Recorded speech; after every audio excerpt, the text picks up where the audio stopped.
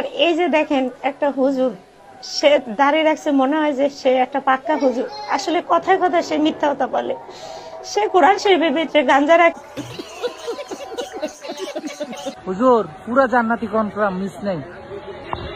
আপনি যদি রোজা রমজান মাস এটি করেন কোন अबे साले तभी मेरा माफ करना, गुस्से में इधर उधर निकल जाता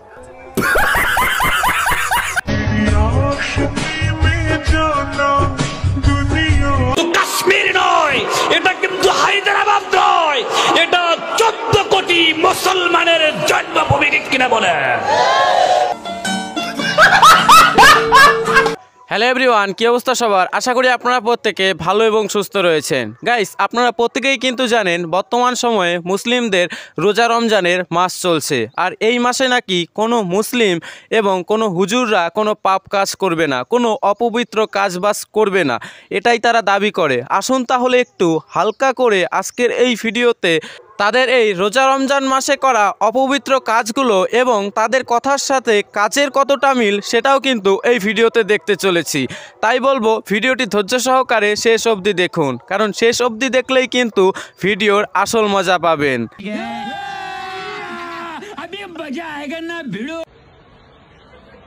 হুজুর পুরা জান্নাতি কনফার্ম, মিস নেই। আপনি যদি রোজা রমজান মাস এটি করেন কোন পুরা জান্নাত না, ধরে কনফার্ম জান্নাত। আপনারটা ঠিক নেই কোন, এনে কোন আপনারটা ঠিক নেই কোন, আপনি কোন আমারটা ঠিক নেই, কিন্তু আপনারটা কোন, আপনারটা কোন ঠিক নেই কোন, আপনারটা ঠিক নেই কোন, আপনার একটা ঠিক নেই, আপনারটা নিলে বেটি ঠিক নেই। ঠিক আছে, হুজুরে আসর নামাজ खत्म, bye bye, tata, goodbye, गया। গাইস, এই ভিডিওটা দেখে অবাক হওয়ার মতো কিছুই নেই। হুজুর সারাদিন রোজা রাখার পর সন্ধেবেলা জঙ্গলে গিয়েছেন খেজুর দিয়ে ইফতারি করার জন্য। খেজুর খেয়ে তার উপোস ভাঙার জন্য কিন্তু এই হুজুর জঙ্গলে গিয়েছেন। तू समझा? हाँ नहीं, तू समझा नहीं। গাইস, আপনারা কি বুঝতে পারছেন কি অবস্থা? মানে একদিকে একজন ধর্মীয় হুজুর মাহফিলে ধর্মীয় জলসায় বসে হুঙ্কার দিবেন যে এই রোজা রমজান মাসে তোমরা কেউ গার্লফ্রেন্ডের সাথে দেখা করবে না, দেখা করা তো দূরের কথা, ফোনে কথা অবধি বলবে না, তাহলে তোমাদের পাপ হয়ে যাবে। অন্যদিকে আরেক হুজুর আবার জঙ্গলে চলে গিয়ে ইফতারি করবেন এইভাবে খেজুর দিয়ে। মানে কি আজব এনাদের ব্যাপার স্যাপার, তাই না? হুজুর পুরা জান্নাতি কনফার্ম, মিস নেই। কেমন জানি ইসলামের জ্ঞান পাইতেছি। আর আমার স্বামীর চাওয়া এক জিনিস দুইবার খাইতে চায় না, সে একই কথা বলে যে আমি নিত্য নতুন খাবো, আমি দুনিয়াতে বাঁচবো কয়দিন, যে কয়দিন আছি আমি দুনিয়াতে রং তামসা করে যাব। আর আমি কোনো মহিলা একবার ইউজ করলে দ্বিতীয়বার আমি ইউজ করতে চাই না। সুটিয়ে লাল করে দেবো, নোংরামি বার করে দেবো। আর এই যে দেখেন একটা হুজুর, সে দাঁড়িয়ে রাখছে, মনে হয় যে সে একটা পাক্কা হুজুর। আসলে কথায় কথায় সে মিথ্যা কথা বলে। সে কোরআন শরীফের ভিতরে গাঞ্জা রাখে প্রতিদিন সকালবেলা। আমি যদি কোরআন শরীফ পড়তে যাই, যাই দেখি গাঞ্জা। ওই গাঞ্জা সে জানলা দিয়া থালায় দিয়ে কয় কই গাঞ্জা। সে প্রতি রাত্রে সারা রাত্রে বসে বসে গাঞ্জা খায়। রমজান মাসে গাঁজা খাইলে নাকি কোনো কিছু হয় না, সে ভাত না খাইলে সিগারেট, গাঞ্জা, মদ এগুলা খাইতে পারবে, এগুলা খাইলে রমজান নষ্ট হয় না বলে। বিভিন্ন মেয়ে নিয়ে একদিন সকালে একদিন বিকালে, কোনোদিন 15 বছরের মেয়ে, কোনোদিন 30 বছরের মহিলা, এগুলা নিয়ে ফার্মেসি থেকে বিভিন্ন জায়গায় যায়। আমার বাসায় সবাই এসে বিচার দেয় যে তোমার এই মোল্লা স্বামী। গাইস, আপনারা শুনতে পেলেন, এইভাবেই কিন্তু হুজুরের রমজান মাস পালিত হচ্ছে। হুজুরের ভাত না খেলেও হবে, তবে গাঁজা, মদ, সিগারেট এইসব কিন্তু হুজুরের লাগবেই। এটা আমার কথা নয়, আপনারা হুজুরের বউয়ের মুখ থেকেই তো শুনতে পেলেন। আমার কি মনে হচ্ছে জানেন তো, হুজুর এই দুনিয়াটাকেই জান্নাত ভেবে নিয়েছে। আর জান্নাত ভেবে নিয়ে তাদের এই পবিত্র মাসে এই ধরনের অপবিত্র কাজবাজগুলো করছে। রমজান মাসে গাঁজা খাইলে নাকি কোনো কিছু হয় না, সে ভাত না খাইলে সিগারেট, গাঞ্জা, মদ এগুলা খাইতে পারবে, এগুলা খাইলে রমজান নষ্ট হয় না বলে। আর এই টুপিওয়ালা দাড়িওয়ালার বিরুদ্ধে কথাই কওয়া যায় না ভাই। আর এটা নিয়ে দেখবেন বাংলাদেশের কোনো হুজুর কোনো মুসলিমকে প্রতিবাদ করতে দেখবেন না। তাদের কথা শুধু একটাই, হিন্দু ধর্ম নিয়ে কিভাবে হিন্দু ধর্মের অপপ্রচার চালানো যাবে, কিভাবে হিন্দুদের নিন্দা করা যাবে, কিভাবে উস্কে দেওয়া যাবে মুসলিমদের, সেই সবই হচ্ছে বাংলাদেশি হুজুরদের মেন টপিক। এটা ৫৬,০০০ বর্গ মাইলের ১৪ কোটি মুসলমানের জন্মভূমি।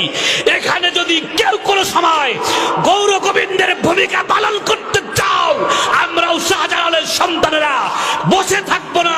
একবার শাহজালালের সন্তানদের হাতে তরবারি উঠলে এই তরবারি আর নামবে না। এই ৫৬,০০০ বর্গ মাইলে একটা হিন্দু থাকতে দেওয়া হবে না, হবে না, হবে না। অথচ এই দিকে যে তাদের এই পবিত্র মাসে এই হুজুর এই ধরনের অপবিত্র কাজবাজগুলো করছে, গাঁজা টানছে, মদ খাচ্ছে, হ্যাঁ, এইসব নিয়ে কোনো হুজুরের মাথা ব্যথা নেই। হুজুরদের মাথা ব্যথা শুধু হিন্দুদেরকে নিয়ে, কিভাবে হিন্দুদেরকে ছোট করা যাবে, কিভাবে হিন্দুদেরকে কাফের মনে করতে হবে, সেই সব নিয়েই হচ্ছে বাংলাদেশি হুজুরদের মাথা ব্যথা।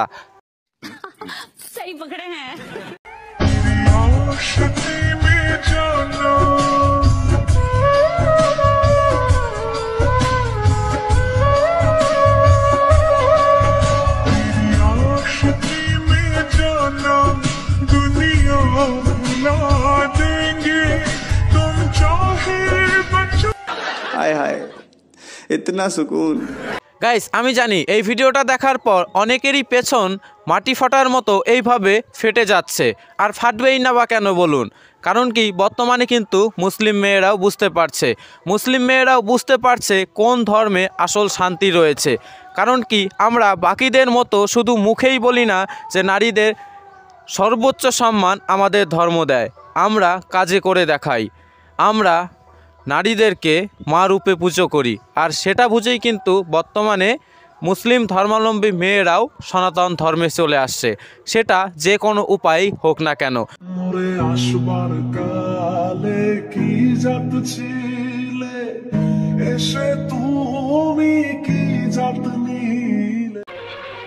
আমি বিশ্বাস করি না, আমি বিশ্বাস করি না।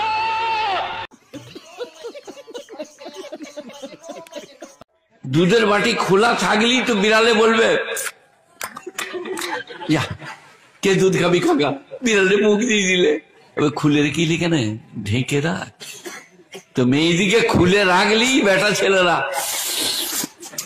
তো রেগে গেল, মনে হবে ৩ কেজি মধু খাচ্ছে, এখনো কাছে পাই নাই, হাত ধরতে পাই নাই, তাতেই খালি এই পেরিয়ে গেল পিওর হেমা মালিনী। গাইস, এনাকে দেখে কি একজন ধর্মীয় গুরু মনে হচ্ছে না? মানে এনার যা কথাবার্তা, এনার কথাবার্তা শুনে তো আমার একজনের কথাই মনে পড়ে যাচ্ছে। আগলি বেটা ছেলেরা পেরিয়ে গেল পেরিয়ে গেল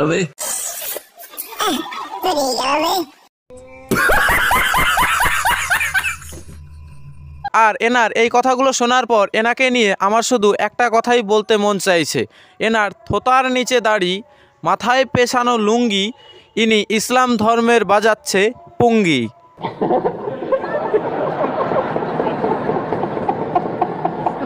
চাচা, বাড়ি ঘর তো সাজানো কেন, হেনা কোথায়?